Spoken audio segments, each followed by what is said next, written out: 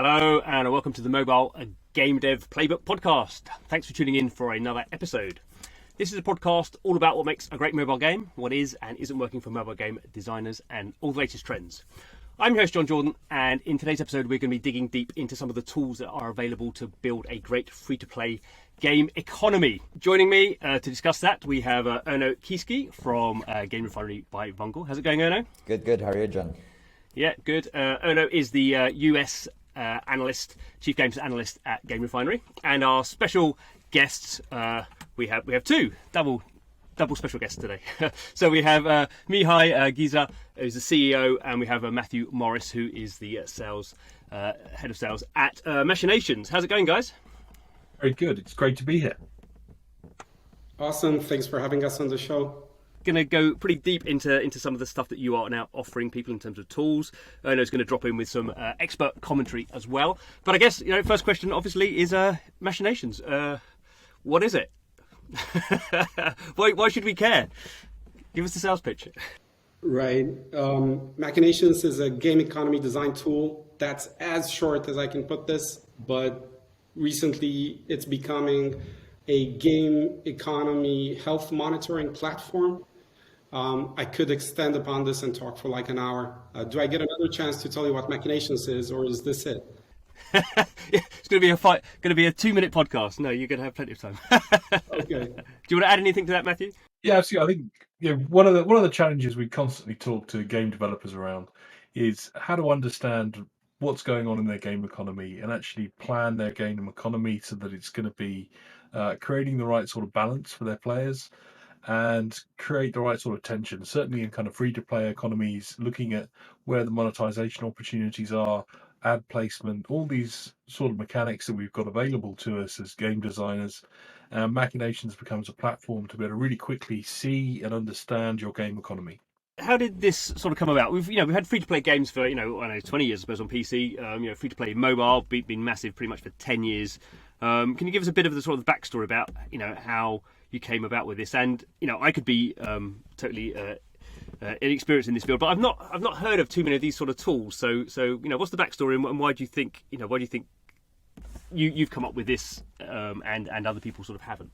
Right. I'll take a stab at that. Backstory goes a bit to Adam and Eve when 10 years ago I was doing live ops and then doing consulting and contracting on game economy design and monetization, especially in free-to-play mobile.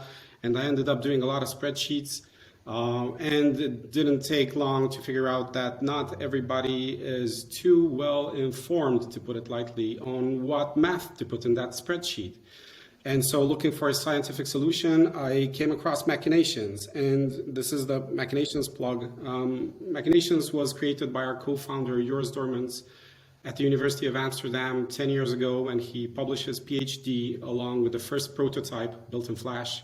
And with the book, which I still recommend today, it's called Game Mechanics, Advanced Game Design. And by peer review, Machinations started creeping into academia to the point where teachers started teaching it in class all throughout 2013, 14, to where it's now present in more than 400 academic institutions and actively taught in class by a bunch of top universities on the planet. We started up in 2017.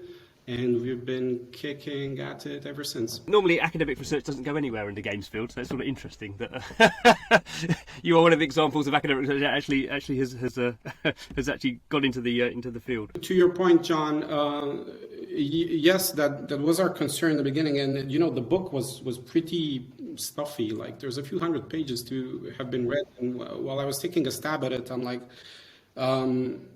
The learning curve needed to be a lot lower, and we've been constantly grinding to make it easier for people to pick it up. You don't have to go through a PhD program to learn Machinations. It actually takes 4.2 hours to learn the basics of the language, and in less than a week, you're ready to get value out of it. But when students and this whole generations of designers and developers that have walked out of school speaking the language and using the tool, they ended up starting their own studios. Like 70% of our user base is indies, or they ended up in AAAs, and it actually crept throughout the industry as a Flash tool. So, the traction was there, and the pull has always been there for us to turn this into a proper platform. For a long time, yeah, obviously the platform wasn't there. So you say 2017 was when you sort of came to market as a productized sort of company with a tool. And even now, I guess you're not used by the majority of developers. So what are people using? Because obviously we have billions and billions, $100 billion a year of free to play mobile, 80 million. I mean, what are people using to try and look after these complex economies? It's really interesting. I'll talk to game designers and game developers all day, every day, and it turns out they use a whole plethora of different approaches. Obviously, there's the spreadsheet approach, and I think most game studios have got some giant spreadsheet that they try and use and try and understand, and different levels of horror stories that people have experienced in trying to manage a spreadsheet like that. Surprisingly, quite often when we'll ask people, how do you manage your game economy and plan the economy? The number of people that have like a slightly embarrassed laugh and look ever so slightly hysterical when we ask them this question, when they go, we don't have a process, we don't have a way of managing it, we chuck something out there with fingers crossed, and then once it's launched, then we realize what's broken and we try and fix it. So actually, there's a huge number of people where guesswork is their strategy, and they'll throw something out there with a best guess and then try and fix it and wrangle it back into some kind of control after it's launched.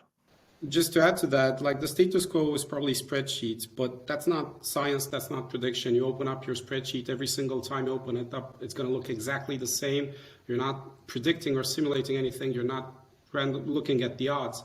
And the more advanced, like the alternative to this was if you were to do some Python or Visual Basic scripts in Microsoft Excel, which is a horrible, tedious job, and we've only met a handful of studios that have data scientists that are able to do this, and even so, the turnover for that is a lot slower. But it is quite unfortunate that a lot of the times we see gut feeling being the alternative. Erno, what do you see from your sort of angle around sort of the tool set and how people manage these sort of economies?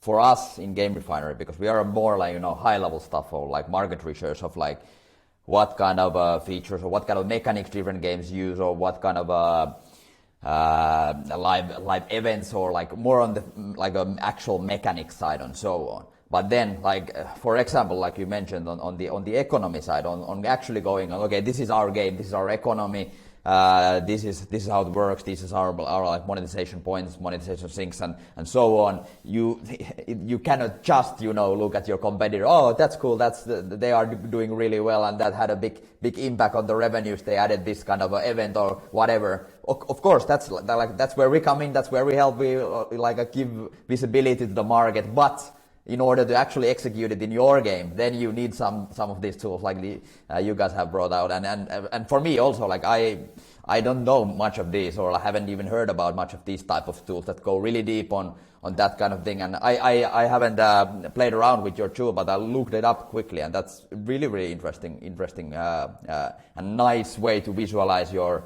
economy and kind of like get on top of it actually. I was going to sort of kick back on this. So we had a very precise, maybe this is a joke, I don't know, maybe I've fallen for it, 4.2 hours to learn, which seems, normally people go, well, it takes about 4 hours to learn. You said 4.2, so that's very precise. But, if it's like me, like a newbie or Erno who wants to sort of come and like, create an account and, start messing around, what's the process there? What do we get? Do we get anything to begin with? Is it a tutorial to go through? I mean, because obviously these things can be, I imagine, enormously complex and take sort of many months to sort of finesse, but obviously you have to start somewhere. Yeah, absolutely. So actually that 4.2, the reason that's a specific number is we went out to the point when we had 18,000 registered users. We went out and we did a survey to those users to ask them how long it took them. And so that's kind of what the result came back as the kind of mean average of those users.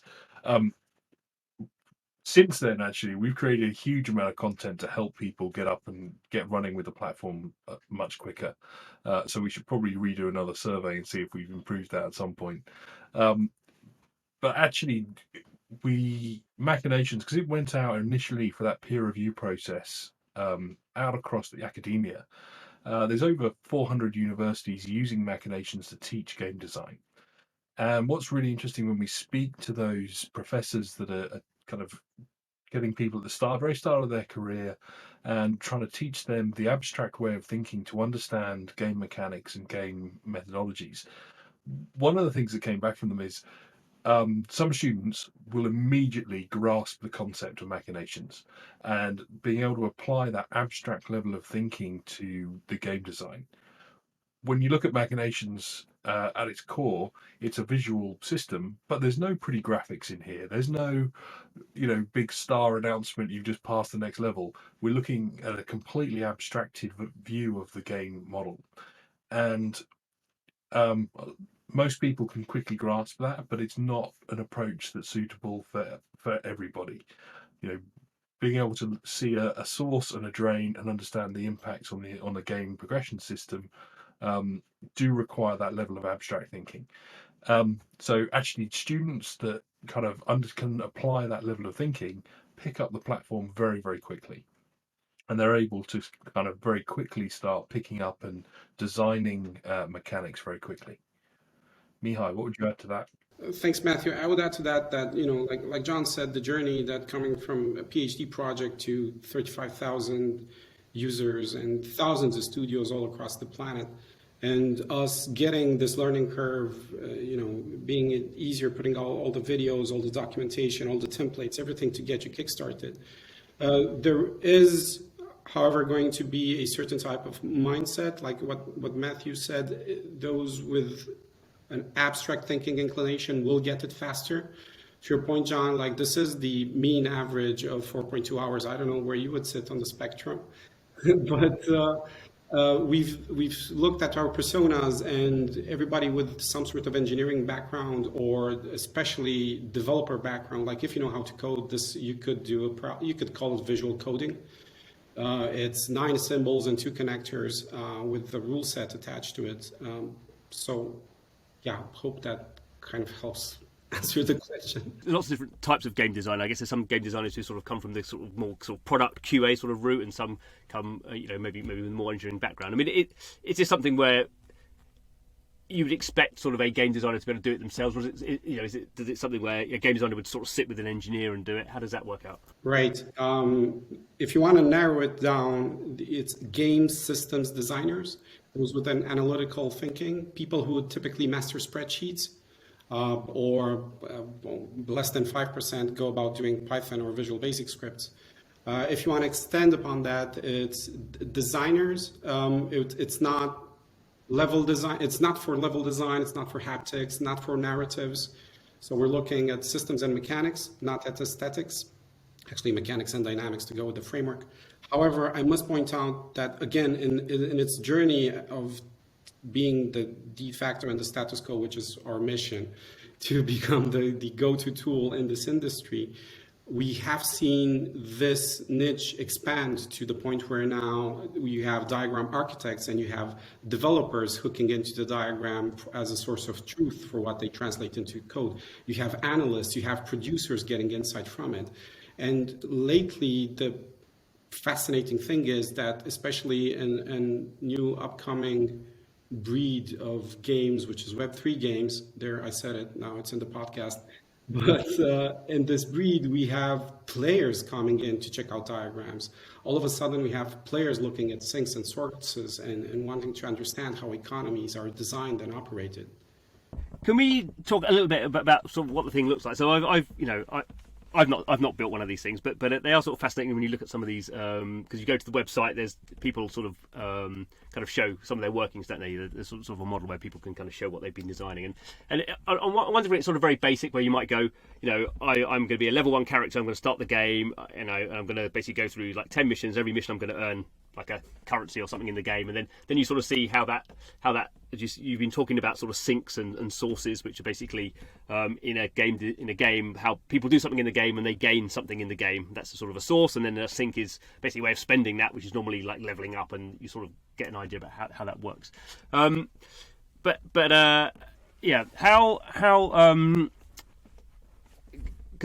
on that sort of level it seems very, very simple, but then a normal free-to-play game is incredibly complicated. I mean, how complicated do these things get? How many sort of, I don't know what you call them, units or interconnections? I mean, what's the sort of biggest one you've sort of seen? So actually, I think your description there is absolutely perfect, actually, because if you go into Machinations, you look at some of the content that our community have created and shared across the platform.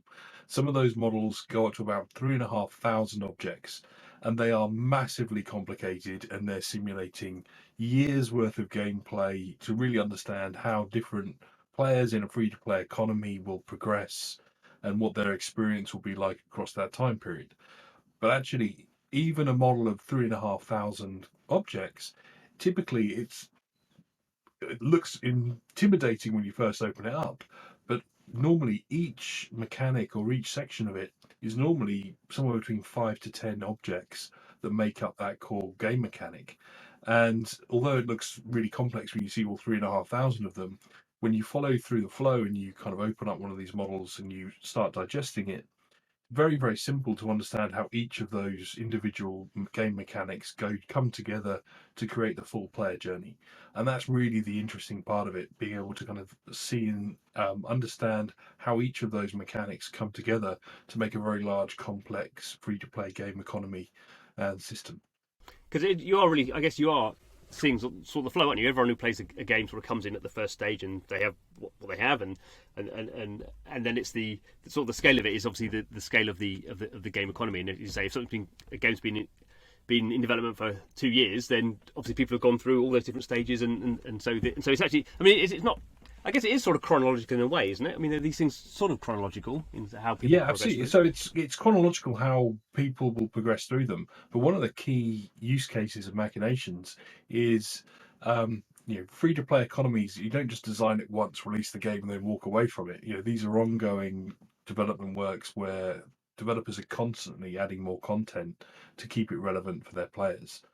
What we then see is when once you get the game and it's a year old and you've got the players that are on day one, on day 180, have played it since the beginning, and then you say, right, we're going to introduce a new mechanic, being able to understand what the impact of that new mechanic or that new content or that new event, what impact is that going to have on all of those different types of economies, becomes incredibly critical, because you don't want to release some new content that's, oh, it's brilliant if you're in week one, but actually if you're a year into it, it kind of breaks your economy and ruins the play experience for you.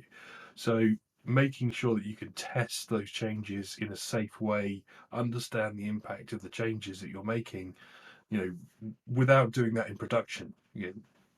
You don't test changes in production, you test them somewhere else first. We test the code in that way. So having a way to test the game mechanics and the impact on the game economy is just as critical. I guess whenever you're sort of building models are being built, there's always this, particularly for very complex systems. I guess there is a fear over time that people, because the model is there and you've built it and you can understand it, then people sort of trust the model. And so how do you stop ending up with sort of a disconnect? How can you sort of check that the model you're building is actually what the game is? Because I imagine that's probably quite hard to do, unless you're also building sort of, I don't know, test sort of systems in the game to sort of see how much resources people have and what lines they follow through the. Yeah, absolutely. And actually, one of the really interesting things that we found is, you're absolutely right. You get to a point where there could potentially be a disconnect between the machination simulation and what comes out of production. But actually, what we tend to find is that studios then start to rely on the machinations model, and that becomes the gold standard of what should be happening in their economy. And then so a typical workflow for a free-to-play game would be, they've got an existing model of their game economy, they're looking to add some more content to it. They'll test that to see what impact it'll have on different types of players in Machinations. They'll then go, right, it looks good, it's not going to break the economy, everyone's going to enjoy it. It then goes to development to actually be developed. At the end of that development process, obviously it goes through a QA process, but part of that QA process is to make sure that what's being developed matches the design criteria that were set for it in Machinations. So Machinations becomes a control and a method of making sure that what's actually come out of development is true to the game design that they wanted to create. And to fill in on that, when we set off to do this, I had a personal grudge on GDDs. I say, those documents are where game design goes to die. You write 30 pages, nobody reads it, gets outdated instantly. And we try to stay away from that as much as possible. Now, the spreadsheet does get maintained as the game evolves, right? So this is in between, and Machinations follows teams from pre-production all the way through live ops. It goes across, pre-production, production, soft launch, and live ops and updates.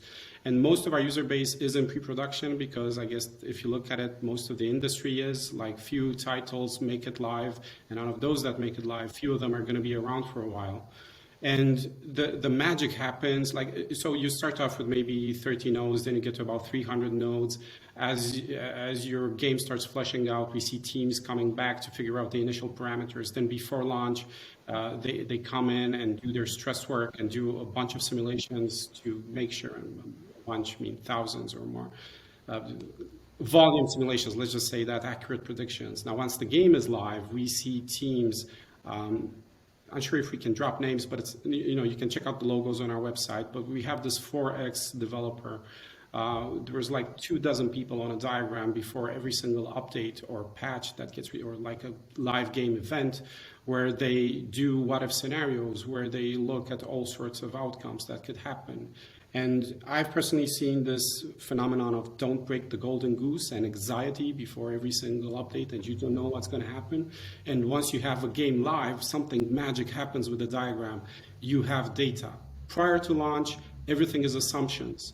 And as Erno said, you have assumptions based from maybe your own experience and your other titles, or then you go look at the market, what do other games experience, how is it going on for them, and you make your own informed sort of guesses.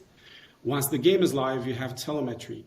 And when you feed back that telemetry into the diagram, something magical happens because you calibrate it and you have a sort of I don't want to call it a crystal ball, because it's not going to predict exactly what's going to happen, but it's going to give you confidence intervals for all the spread that could happen. That's actually like super interesting, because also like from my personal experience, there are those, like you said, don't break the golden goose type of games, and there are these development teams that have these like big hit success games, but they are really afraid to kind of like create anything new because of that. Like they are afraid of like breaking the game and then it's gonna go all sideways and so on, and then it kind of like stays really stale, and then kind of like a player starts to churn because nothing new exciting actually is happening in the game, because they are afraid to do big of a changes or too big of a new content. So this kind of like a fail proofing, or like having more kind of like a safer spots to release new stuff and test it out. It's really intriguing. Yeah, and to your point, Erno, last year we did this exercise. We analyzed a popular brawler that introduced a season pass, and they ended up cannibalizing their revenue, and it was pretty popular in the industry, and everybody criticized them. And not being cocky, but we could have forecasted that with less than a day's work. Because when you look at the charts and you look the way they evolve, and it's obvious what incentives players will have, and then it became obvious the pressure that they had to put on pushing out content every single month, so people have stuff to grind for with the season pass and so on. So instead of, it helps a lot with the golden goose syndrome. When you sort of say that, and you mentioned it a few times, sort of breaking the economy, I guess we sort of have an idea, I would have an idea that sort of means basically the money you're taking in goes down. But what does that actually, I mean, it could be a various different solutions, but what does that actually look like within the tool? What are you picking? What bit of the economy breaking are you picking up? Are you finding that people are just going to accumulate too much sort of in-game soft currency? I mean, what does it look like? Oh yeah, you're starting to touch upon like one of the biggest culprits that's been around since, I don't know, games, inflation. That's probably the most common syndrome, and it's not probably you, it's part of the survey, and that's what most people are afraid of. Flooding the economy with whatever you want, coins, tokens, just too much of it. People stop losing the incentive to grind, and you get all sorts of, or actually, right, so you have inflation, then you have all sorts of other pitfalls, like it could be some faucets of rare items, you end up dropping too many legendaries, again, that diminishes player incentive to go grind. You could have legendaries that are perhaps being traded on primary markets, and in Web3 actually them being traded on secondary markets for arguably cash, and dropping too little or too many of them. So content planning and figuring out the pace at which you want your players to earn. But this is around the time that I must point out that when we talk about game economies, we don't necessarily talk only about monetization. So we look at sources and sinks, and you have all the pillars and all the mechanics by which value can get created within your game, and then you have all the drains, all the pillars that can consume that, and you want to keep a healthy line. You want to keep that sustainable. That is the key word, right? We could talk a lot about what that means. And yeah, actually, I'm just going to shut up now because I feel like Jon is going to ask another question, and I could talk for a lot of time about this, but it's balancing the inflow and outflow of value within your game. And whether that value is monetary, when one of your sources to create value is an in-app purchase or a rewarded video or a cash injection, that's a subset of the economy, monetization. You have sort of mentioned it, and I don't want to go into too much detail, but I guess I sort of want to raise it because we've had these very big free-to-play game economies that are for games that have lasted, 10 years now. I guess with sort of Clash of Clans and Puzzle and Dragons, had a lot of money invested, a lot of time invested. But we are seeing something slightly different now with what we call sort of Web3 or blockchain. So I don't want to go into too much detail, but that to me would seem to be a real challenge for game designers because they've had to do this. Basically built around enjoyment and people spending money to gain some sort of enjoyment, and you're thinking about how can you keep their enjoyment levels high. Obviously, when sort of real money comes in, which is basically what you're doing with Web3, you're allowing people to exchange in-game items for some other currency that can be sort of cashed out. That to me would seem to sort of square or cube the problem. So how are you looking to sort of help developers deal with those sort of issues? I mean, it's very early, obviously, in the market at the moment. I think you're absolutely hit the nail on the head in terms of how critical those game economies are in Web3 is at least cubed that challenge. And actually, kind of one of the really big differences are, with a Web2 free-to-play game economy, if you do launch a game and there's something slightly broken with the economy, you've got the opportunity to fix it and you've got the opportunity to change it. With a Web3 economy, once you've launched it and it's kind of out there and players have purchased it with real money, you can't go back and just go, oh no, we're changing all of that now. That's very, very difficult to do, and it's going to cause a lot of upset in your community. So the relevance of being able to test and understand your game economy, be able to see how it performs in different launch conditions, see what the results are, becomes absolutely critical. You wouldn't launch a new business anywhere without kind of going through planning out your economy or planning out your budget. And these game economies are dramatically, the complexity is dramatic. And one of the key differences now are when we look at the progression systems for a typical free-to-play game, there's one progression system that players are going to go through, but it's a very isolated, safe environment, if you like, for that to happen in. Now in Web3, those progression systems and those economies are all linked together with every other player. And they're also impacted by changes to the cryptocurrency value. So if your barrier to entry to get into the game requires you've got to go out and buy 3 NFTs to be able to play the game, and the cryptocurrency value 10x's, suddenly your barrier to entry has just gone from $10 to $200 overnight, or even higher. And being able to understand how that impacts your game economy is critical.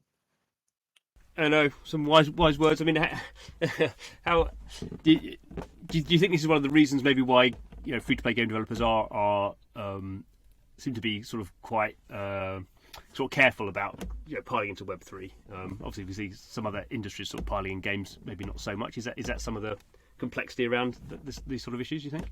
Yeah, like just my opinion on that. Like, yeah, for sure, that's like one of the things. Like, it's such a new business model. There are similarities to free to play, but it's still its own thing, and a lot of developers are being careful about it. And there's like for example, in terms of when free to play came, there were like couple ways to do free to play monetization, and that's like and if you look at now free to play models or free to play games, there are such a different economies in different types of games and so on and so on. And like in the Web3 space, it's still like the model is evolving, different economies are evolving, the different ways to create those economies are still kind of like a so early phase that it's a really interesting space to follow and where it goes. But yeah, I would say the early phase is one of the really, especially for bigger companies, not afraid to take the risks. And personally, I see like the big hits or big games in that space most likely coming from in more smaller studios than the big traditional free to play studios, or that's my assumption at least. Just to add upon that, there's player hate. There's a lot of it. It could be rational, it could be irrational. No need to go into that now. But there is pressure from communities to go one way or another.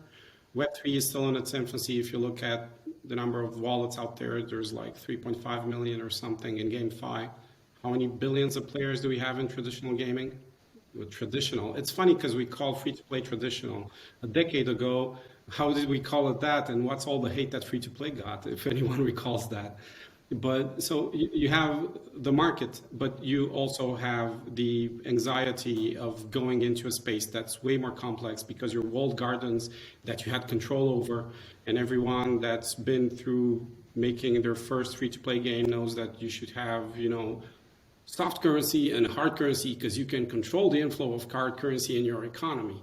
And that's like 101, right? Or it used to be, because now in Web3 you have that, but then you have a market maker, a liquidity pool, you have an underlying currency, and all of your assets that you expose out there can be traded or swapped against assets from a different game.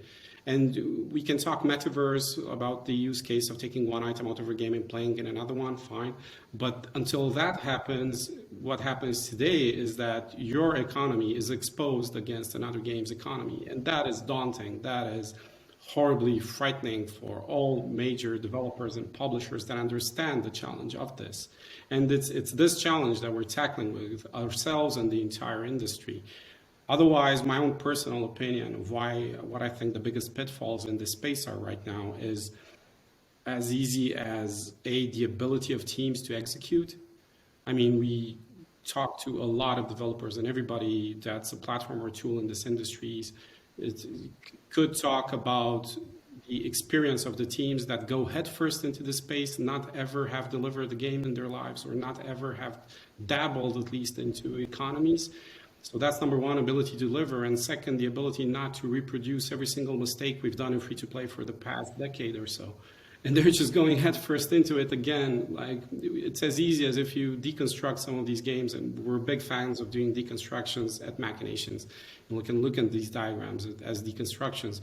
And we did a notorious title sometime in autumn. And as Matthew and the team were doing it, we just chatted, and it was on our Slack like, dude, there's no sinks in this game. Nothing ever gets burnt. Like, what is this?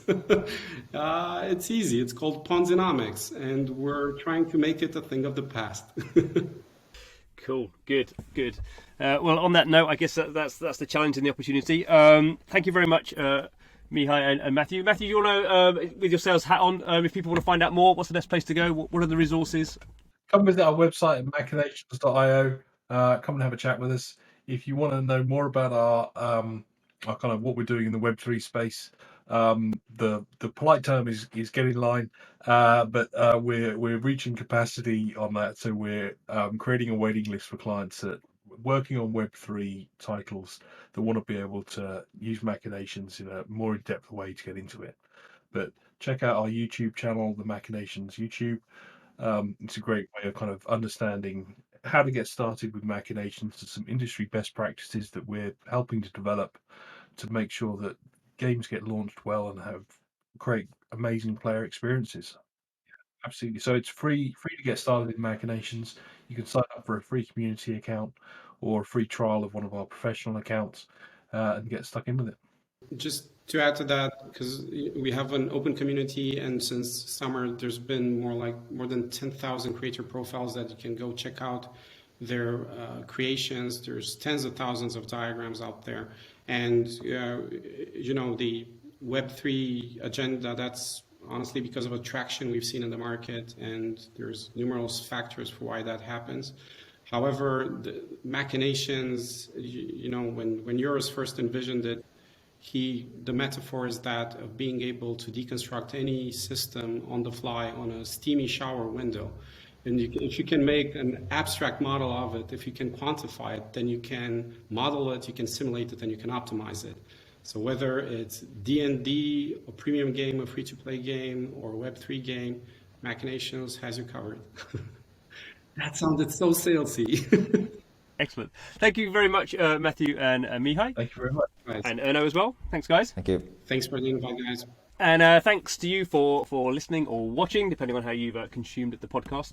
Thanks for tuning in. Remember, every month we are talking to people in the free-to-play mobile game space, and that's a really dynamic industry, the biggest part of the game space, and plenty of opportunities coming for free-to-play mobile. So thanks for watching, listening. Come back next time and see you then. Bye-bye.